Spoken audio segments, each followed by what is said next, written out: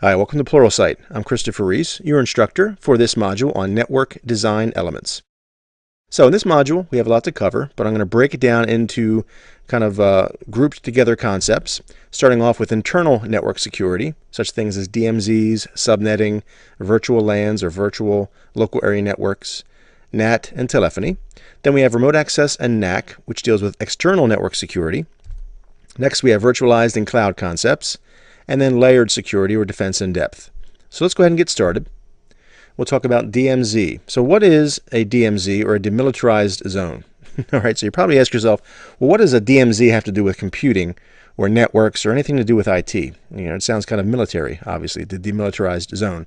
Well, really what it is, it's a kind of a safe area or a safe boundary that we can have accessible to the outside world. Because as you know, or you might assume, most companies don't want to have their internal computers, their internal networks, databases, and so on accessible from external resources or from the outside world. But we have certain things like email servers, web servers, FTP servers, things that we need to actually make accessible to people outside our network. So we need to have that safe area that's accessible to both, but still keep our internal resources private and inaccessible from the outside world.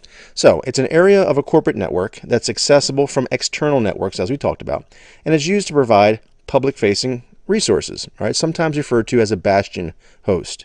So in this diagram, you see we have our internal network and an external network, and then we have a firewall and an area in between known as a DMZ. That can consist of one or more servers that provide services, as I said, such as HTTP, FTP, so on and so forth. All right, so I have some of the services listed here, such as web services over HTTP, HTTPS, which is secure web services, external DNS, an SMTP gateway for email, or perhaps a public FTP server, where you might want to have either people out in the general public be able to either download documents from your company or perhaps upload information. A lot of times they're too big for email, so you would need to have an FTP server set up.